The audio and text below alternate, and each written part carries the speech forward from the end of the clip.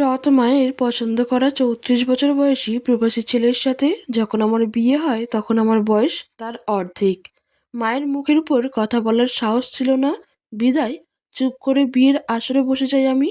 মনে করেছিলাম বিয়ে করলে হয়তো ভালো একটা পরিবেশ পাবো, যেখানে আমি সুখে থাকতে পারবো।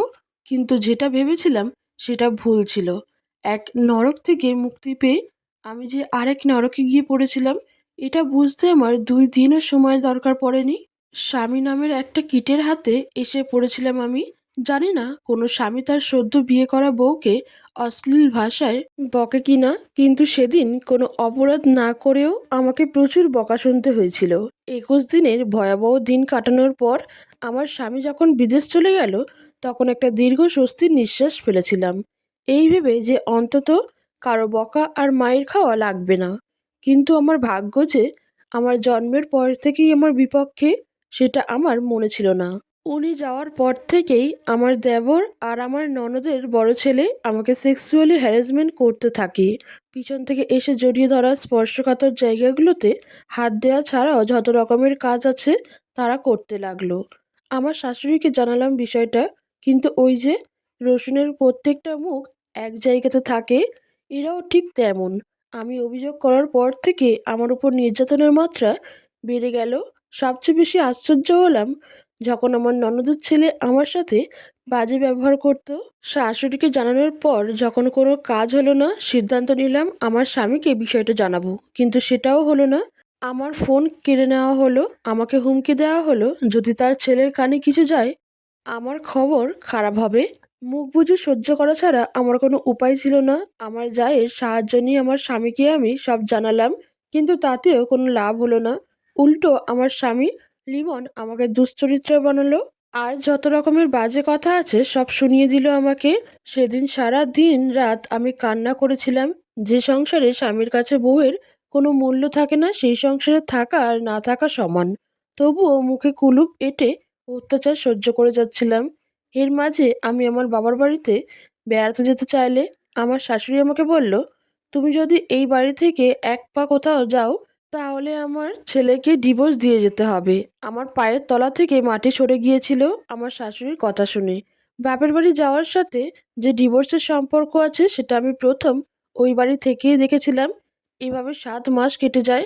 এর মাঝে আমার বাবা, বড় ভাই বা সৎ মা কেউ আমাকে একটা বারের জন্যেও দেখতে যায়নি। আমার স্বামী দুবাই থেকে বাড়িতে আসার সাথে সাথে আমাকে ডিভোর্স দিতে নিয়ে যাওয়া হয়। উনি আমার একটা কথাও শোনেননি। ওর মায়ের কথা শুনেই আমাকে ডিভোর্স দিতে নিয়ে যায়। আমার স্বাক্ষর হবার পর আমাকে বলে, এবার কোথায় যাবি যা। আমার মোবাইল, কিছু টাকা, গয়না সহ যাবতীয় কিছু রেখে দেয় ওরা। শুধু স্যান্ডেল পায়ে সেদিন ওই বাড়িকে পর করে চলে এসেছিলাম। আর বারবার আল্লাহর কাছে বলেছিলাম, আল্লাহ, আর কোনো মেয়ের সাথে যেন এমনটা না হয়। বিয়ের সময় ভেবেছিলাম কষ্ট হয়তোবা বিদায় করে দিয়ে বাপের বাড়ি থেকে চলে গেলাম, কিন্তু অভাগীর দিকে কষ্ট বারবার ফিরে তাকায়, তার পিছু ছাড়তে চায় না। তা না হলে কি আরও বেশি কষ্ট নিয়ে আবার বাবার বাড়ি ফেরত আসি। বাড়িতে ঢুকে যার সাথে দেখা হয় সেই আমাকে অচেনা লোক মনে করে এড়িয়ে চলতে শুরু করে। একমাত্র আমার চাচি আমাকে জড়িয়ে ধরে কান্না করে আর আমাকে মেন্টালি সাপোর্ট করে। কিন্তু যাদের সাপোর্ট দরকার তারা যদি না করে তাহলে কি আর কষ্ট কমে? আমার ভাবির কাছে গেলাম, সে আমাকে বলল ভাইয়ের কাছে গিয়ে ক্ষমা চাইতে। মনে অনেক সাহস সঞ্চয় করে বড় ভাইয়ের কাছে একটু ছায়া খোঁজার আশায় গেলাম, কিন্তু সেই ভাই আমাকে তার পায়ের জুতা খুলে চোরের মতো পিটিয়েছিল। ভাবি গর্ভবতী ছিল, আমাকে ঠেকাতে গিয়ে সেও ভাইয়ের হাতে মার খেয়েছিল। ভাই শুধু বলতেছিল সব দোষ নাকি আমার, কিন্তু কেউ একটাবার বুঝতে চায় না যে আমার সংসার ভাঙাতে আমার কোনো দোষ নাই। আবার সেই উঠতে বসতে সৎ মায়ের খোঁচা, ভাইয়ের দুর্ব্যবহার, আব্বার মুখ গোমরা করে থাকা, মোটের উপর সব কিছুকে জাহান্নামের আগুনের মতো মনে হচ্ছিল। আমি যদি দুদিন না খেয়েও থাকতাম, কেউ এসে খাইয়ে দিয়ে যাওয়া তো দূরের কথা, এসে জিজ্ঞাসাও করতো না আমি খেয়েছি কিনা। শুধু আমার ছোট চাচি এসে আমাকে খাইয়ে দিয়ে যেত, তবুও সবসময় আসতে পারতো না। আর ভাবি ভাইয়ের কথায় বাইরে আসতে পারতো না। সিদ্ধান্ত নিলাম বাইরে থেকে দূরে কোথাও যাব, যেখানে আমার কেউ নেই, পরিচিত কেউ নেই। দরকার হলে কাজ করে খাবো কোথাও, তবুও এই নরকে থাকবো না। কিন্তু পারছিলাম না, কিন্তু সেই সাহসটা সঞ্চার করতে পারছিলাম না। যেটা আমার মা করে দেখিয়েছিল, যেই সাহসের কারণে আমাকে হতে হয়েছে একটা পুরো পরিবারের কাছে কুকুরের মতো, যেই সাহসের কারণে আমাকে দেখলে অন্য সবাই নাক সিটকাতো, সেই সাহসটা আমি দেখাতে না পেরে ওই বাড়িতেই থেকে গেলাম। বেশ অবস্থা সম্পন্ন একটা পরিবারে আমার জন্ম হয়েছিল। শুনেছিলাম একটা মেয়ের আশায় যখন সবাই ছিল তখনই আমার জন্ম।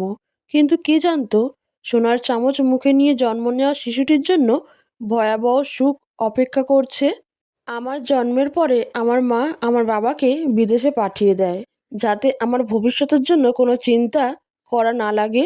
বাবা মায়ের কথা মতো বিদেশে চলে যায়, আর মা এদিকে বাবার অগোচরে একটা ব্যাংকে চাকরি নেয়। কিন্তু এটা আমার বাড়ির আশেপাশে কারোর চোখে সহ্য হয়নি, এমনকি আমার মেজ কাকুরও না। আমার বাবাকে মায়ের চাকরির ব্যাপারে সব কিছু বলে দেয়, আর সেই দিনই ফোন দিয়ে বাবা মায়ের সাথে প্রচুর ঝগড়া করে এবং মাকে চাকরি ছাড়তে এক প্রকার বাধ্য করে। মা চাকরি ছেড়ে দিয়ে বাড়িতে সময় কাটাতে লাগলো। এর মধ্যে বাড়ির পাশের একটা বদলোকের নজর আমার মায়ের উপর। আমার বয়স তখন 7 বছর। সবসময় লোকটা মায়ের পিছু ঘুরঘুর করতো। মা যেখানে যাবে সেখানেই যাবে। আমি শুধু মায়ের নীরবে কান্না করা দেখতাম। কাউকে ভয়ে কিছু বলতাম না, এটা ভেবে যে অপবাদ বের হয়ে যাবে। অথচ যে লোকটা এই ঘৃণ্য কাজ করত সেও দুটো বাচ্চার বাবা।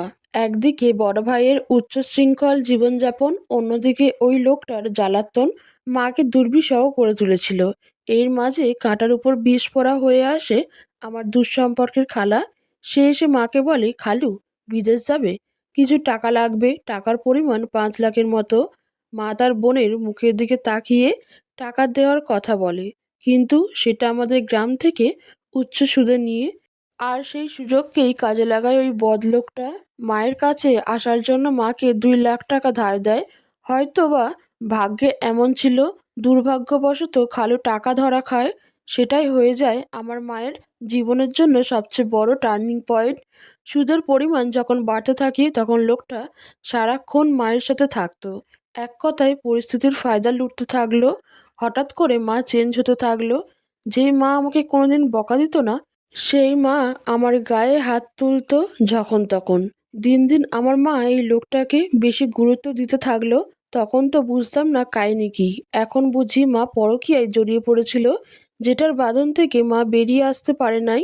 লোকটা আমার বাবার থেকেও সুদর্শন ছিল। সেই সৌন্দর্যের মোহেই পড়ে হয়তোবা আমার মা সব ফেলে তার হাতে হাত রেখেছিল।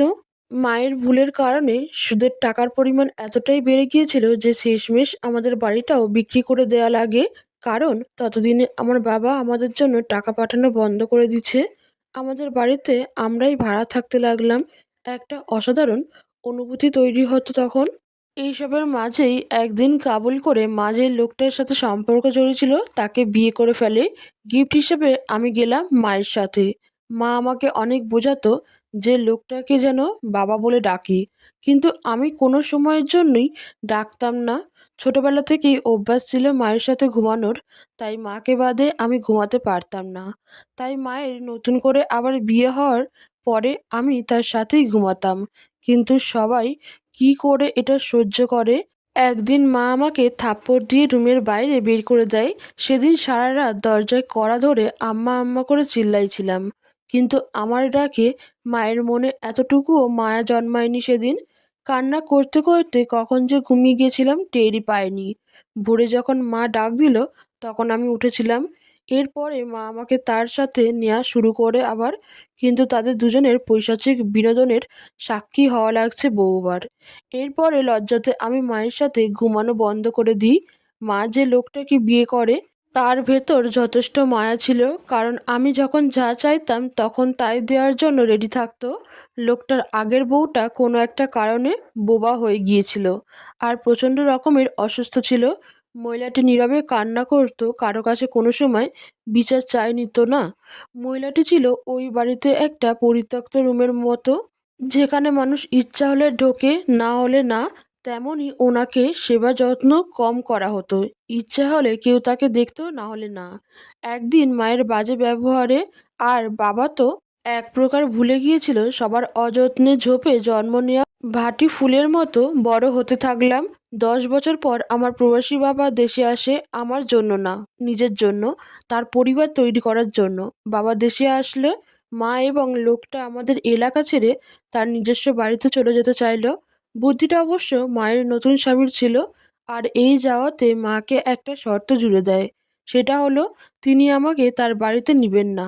মা সেই শর্ত মেনেও নেয় আর আমাকে কোনো একটা উপায়ে আমার বাবার কাছে পাঠিয়ে দেয়। বড় ভাই তখনও বিদেশে থাকলে হয়তোবা আমাকে তাদের বাড়িতে রাখতো কিনা জানি না। বাড়িতে এসেই বাবা বিয়ে করে। এবার এসে পড়লাম সৎ মায়ের সংসারে। বাবা আমার সাথে কথা বলতো না, নতুন মাও না। বোবার মতো দিন যাপন করা লাগতো। প্রথম প্রথম অনেক কেয়ার করে টিফিন বানিয়ে আমাকে স্কুলের পথে পাঠিয়ে দিত। রাস্তায় ভাড়ার টাকা থুতু দিয়ে গুনে দিত, যাতে একটা টাকাও বেশি না যায়। আমাকে দিয়ে তিনি কোনো কাজ করাতেন না, কিন্তু দিন শেষে ঠিকই খোঁটা দিতেন এই বলে যে আমি কোনো কাজ করি না কেন। মানসিক অত্যাচার করতে থাকেন তিনি আমার উপর। রাস্তাঘাটে কেউ যদি ডিস্টার্ব করতো, বাড়ি এসে বললে নতুন মা আমাকেই বকা দিত। এটা বলতো, মা যেমন তার মেয়েও তেমন। নতুন নতুন নাগর না ধরলে তোদের দুটোর একটারও ভালো লাগে না। নীরবে কান্না করা ছাড়া কোনো উপায় আমার হাতে ছিল না। আমি একটা মেয়ে, যেখানে আমার কারোর সাথে চোখে চোখ রেখে কথা বলাও পাপ। কোনো সাহায্য করার লোক ছিল না। বাবার সাথে কথা বলার কোনো সুযোগ ছিল না। তিনি সকালে বের হতেন, রাত্রে আসতেন। যদি কখনো মাকে বলতেন আমি কেমন আছি, নতুন মা এক গাল হেসে দিয়ে বলতো, ওরে তো নিজের মেয়ের মতোই রাখি, ও ভালো থাকবে না কে থাকবে। কখনো যদি হাসি মুখে বাবার সাথে কথা বলার চেষ্টা করতাম, বাবা অন্যদিকে তাকিয়ে চলে যেত। মনে হতো সমস্ত অন্যায় আমি করেছি। এর মাঝে আমার মা আমার 2 বছর কোনো খোঁজ নেয়নি। পরে কোনো একভাবে নাম্বার পেলেও মা আমার খবর নেওয়া শুরু করে। আমার একটা বদভ্যাস ছিল, আমি কম দামি জামা কাপড় পরতে পারতাম না, কেমন জানি লাগতো। অবশ্য দোষটা আমার মায়ের, সেই আমাকে দামি জামা কাপড় পরে দেওয়ার লোভ জাগিয়েছিল। এইটা মা জানতো বলেই সুযোগ পেলেই আমার জন্য অনেক জামা কাপড় কিনে নিয়ে দিয়ে যেত সবার অগোচরে। মাকে জড়িয়ে ধরে রাখতাম অনেকক্ষণ, মন চাইতো তাকে সারা জীবন এভাবে ধরে রাখি, কিন্তু সেই সাধ্য কি আর ছিল। বছরের 2টা ঈদেই আমার নতুন মা আমার জন্য কেনাকাটা করতো। অনেক দামি জামা কাপড় কিনে দিত, যেগুলো আমার মা অন্যদের দিয়ে দিত। সেই কাপড় নতুন মা আমাকে কিনে দিত, অথচ বাবার ইনকাম তখন লাখের উপরে। বাবার তো সেদিকে কোনো খেয়ালই নেই, শুধু এই খোঁজটাই নিত যে আমি বেঁচে আছি কিনা। হয়তোবা মরে গেলে বেটার হতো, বোঝা হয়ে বেঁচে থাকা লাগতো না। আল্লাহর কাছে প্রশ্ন করতাম, কেন আমাকে ছেলে বানিয়ে দুনিয়ায় পাঠালে না? কেন এত কষ্ট আমাকে দিলে আল্লাহ? আমি কি এত কষ্ট ভোগ করার মতো মানুষ? তারপর আল্লাহর সহায় চাইতাম, কারণ তিনি ছাড়া আমাকে দেখার মতো কেউ নেই। যারা আছে তারা নিজস্ব সুখ শান্তি আদায় করতে ব্যস্ত। তারা আমাকে তাদের অস্তিত্ব মনে করতো কিনা সেটা নিয়ে আমি সন্দিহান ছিলাম। হয়তোবা দায় ঠেকানো ভালোবাসা বা দায়িত্ব রক্ষা করা ভালোবাসা ছিল এইগুলো। জানি না সেগুলো কি ছিল। আমার বাবা আবারও বিদেশে চলে যায়। তারপরে আমার একটা অসুখ হয়, অ্যালার্জি জনিত সমস্যার কারণে পায়ের অবস্থা খুব খারাপ। ওষুধের কথা ভয়ে বলতে পারতাম না। অবস্থা খারাপ দেখে আমার দাদি আমার নতুন মাকে বোঝালো। তিনিও তার দায়িত্ব পালন করলেন। একটা ফার্মেসি থেকে কিছু অ্যালার্জির ওষুধ নিয়ে এসে সেগুলো খেয়ে আমার অসুখ তো কমলই না, বরং বেড়ে গেল। আমার শরীর ক্রমশই দুর্বল হয়ে যাচ্ছিল। একটা সময় মনে হতো মরেই গেলাম। আমার মনে আছে নতুন মা আমার জন্য 1 পোয়া দুধ আর একটা সেলাইন কিনে খাইয়ে বলেছিল, নে খা, তোর জন্য কি কেউ টাকার গাছ লাগিয়ে রাখছে নাকি? এই কথা বলে যদি কারো মুখে অমৃত তুলে দেয়, জানি না কারোর মুখ দিয়ে নামবে কিনা। রাগে দুঃখে দিলাম ওষুধ নেওয়া বন্ধ করে। কে যেন বুদ্ধি দিছিল, তার কথায় যেখানে অ্যালার্জি ঘা হয়েছিল সেখানে শুকনো মরিচ বেটে লাগিয়ে রাখলাম। মরিচের ঝালে জ্বলুনিতে প্রচুর কান্না আসতো। বাবা কোনো একটা উপায়ে জানতে পারলো আমি অসুস্থ। নতুন মায়ের কাছে ফোন দিয়ে আমার খোঁজ নিতে শুনলাম। তিনি দেখলাম চেঁচিয়ে বলছে, আমি খুবই ভালো আছি। তিনি আমাকে শহরের ডাক্তার দেখিয়েছেন, কিন্তু ওষুধ খাওয়া বন্ধ করে দিয়েছি। আমাকে আর ডাক্তার দেখাবে না। মুচকি একটা হাসি দিলাম নতুন মায়ের কথা শুনে। মিথ্যেটা লুকিয়েও বলতে পারে না, বোকা। আমি তো ঠিকই শুনে ফেললাম, আবার ভাবলাম হয়তোবা আমাকে শুনিয়েই বলতে চেয়েছে। তবে আমি একদিক দিয়ে ভাগ্যবতী ছিলাম বলা চলে। খাবারের সমস্যা কোনোদিন আমার হয়নি, বরং ডাক্তার যেই মাছ আমার অ্যালার্জির জন্য খেতে নিষেধ করে দিয়েছিল সেগুলোই বেশি রান্না হতো। সব কিছুর ভিড়েও মনের মতো একটা ভাবি পেয়েছিলাম, যে নিজের জিনিসপত্র বিক্রি করে আমাকে ওষুধ কিনে দিত। আমি তখন ক্লাস 9-এ পড়ি। ভাইয়া বাড়ি এসে আমার জন্য ছেলে দেখতে শুরু করে। কাঁটার উপর বিষ পড়া যাকে বলে, কাঠের পুতুলের মতো সাজিয়ে বরপক্ষের সামনে আমাকে নিয়ে যাওয়া হতো। আর সবাই এমন ভাব করতো যেন আমাকে ছাড়া তারা কিছুই বোঝে না। এর মাঝে একটা ছেলেকে আমার পছন্দ হয়। দূর থেকে তাকে দেখেছিলাম, কিন্তু সেদিন আমাকে পাত্রপক্ষের সামনে নিয়ে যাওয়া হয়নি। কারণ খুব সিম্পল, ছেলেটা ব্যবসা করত। যদি বিয়ের পর আমার বাবা অথবা ভাইয়ের কাছে টাকা চায় ব্যবসার উন্নতি করার জন্য, তারপর লিমনকে দেখি তাদের পছন্দ হয়। পছন্দ হওয়ার কারণ লিমন প্রবাসী, কোনো সময় টাকা চাইবে না আমার পরিবারের কাছে। আর এটাই আমার জীবনটাকে আরেক ধাপ ধ্বংস করে দিয়েছিল। লিমনের সাথে ডিভোর্স হওয়ার পরেও সে আমার বাড়িতে ফোন দিয়ে নানা ধরনের আজে বাজে কথা বলতো। এতে আমার নতুন মা আমার উপর আরও রেগে যেত। কয়েকদিন ফোন করার পরে আমার ব্যবহৃত জিনিসপত্র ও টাকার কথা বললে সেটা এড়িয়ে যায় এবং একসময় ফোন দেওয়া বন্ধ করে দেয়। বাড়ি থেকে বড় ভাই সিদ্ধান্ত নেয় যে আমাকে উন্মুক্ত বিশ্ববিদ্যালয়ে ভর্তি করিয়ে দিবে, যাতে আমি পড়ালেখা করতে পারি। কিন্তু টাকার অভাবে পরবর্তীতে আমি ভর্তি হতে পারি না। টাকার অভাব বললে ভুল হবে, মূলত নতুন মা টাকা দেয়নি। ভাইকে বলে একটা ফোন নিলাম, শখের বশে একটা ফেসবুক অ্যাকাউন্টও খুলে নিই। কিছুদিন চালানোর পরে টাকার অভাবে যখন ফেসবুক চালাতে পারতাম না, তখন সেটাও বন্ধ করে দিই। 2 মাস পর ফেসবুকে আবার ঢুকি, তখনও ভালো করে কারোর সাথে মেসেজ করতে পারতাম না।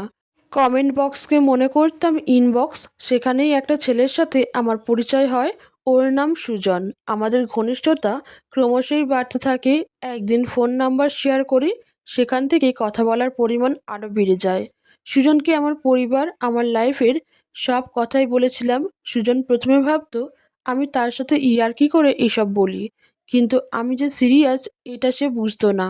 সুজনের সাথে কথা বলার এক পর্যায়ে আমি ঢাকাতে বেড়াতে যাই।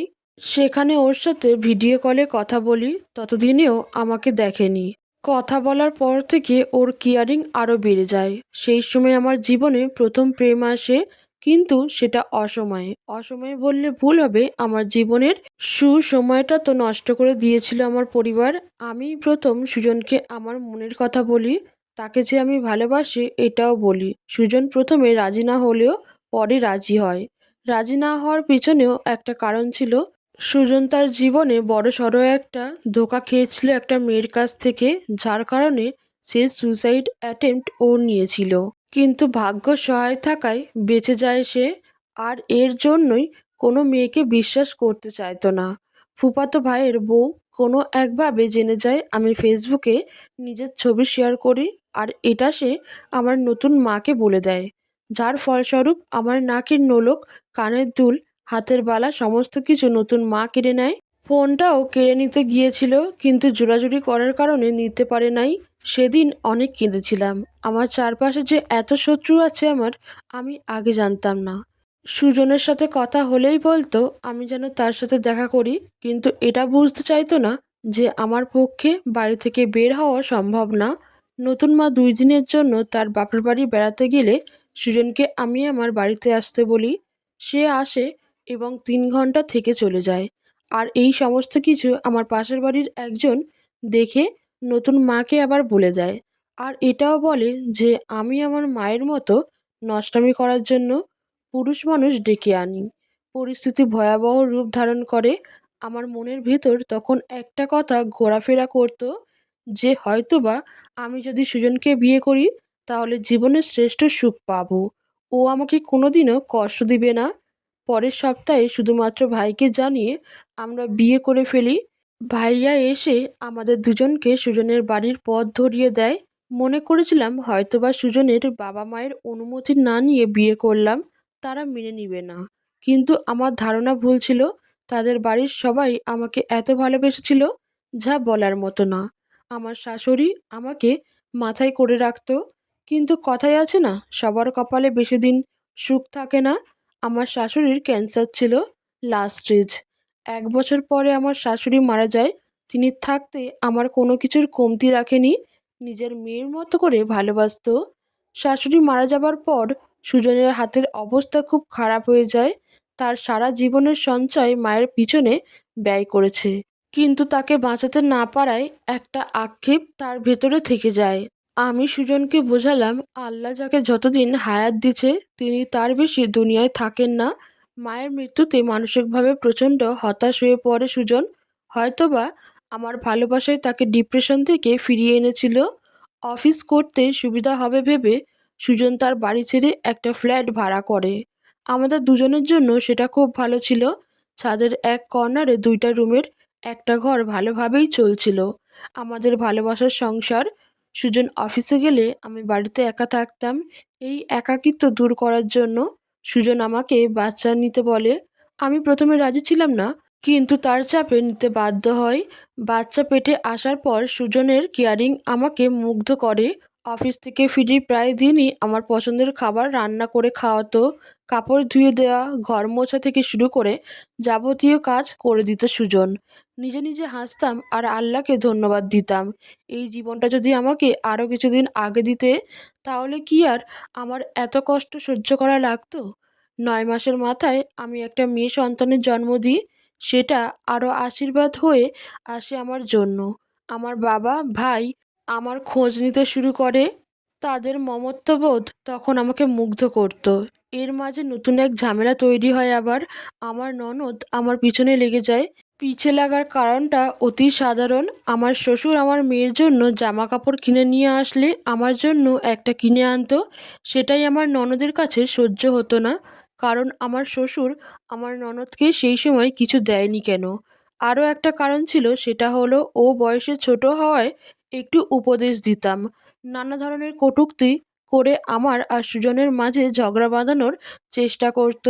কিন্তু তার আমাদের মাঝের বন্ডিং সম্পর্কে ধারণা ছিল না। 2 মাস পর তার বিয়ে হয়ে যায়। আমিও স্বস্তির নিঃশ্বাস ফেলি। এখন আমার মেয়ে আর সুজনকে নিয়ে আমার সুখের সংসার। একটু আর্থিকভাবে সমস্যায় থাকলেও ভালোবাসার সংসারে সুখে আছি। সবচেয়ে বড় কথা, প্রতি বছর আমার মা আমার সাথে দেখা করতে আমার বাসায় আসে। আমি তাকে ফেরাতে পারিনি, কারণ মা তো মাই, হাজার হোক সে আমাকে জন্ম দিয়েছে। মা আসলে আমি আলাদা তার সাথে ঘুমাই। তার গায়ের গন্ধ আমার এখনো আগের মতোই ভালো লাগে। শুধু বারবার শূন্যতা উপলব্ধি করি। বন্ধুরা, এমন ভিডিও পেতে আমার চ্যানেলটিকে সাবস্ক্রাইব করবেন, আর ভিডিওটা একটুও ভালো লেগে থাকলে একটি লাইক করে দেবেন। ধন্যবাদ।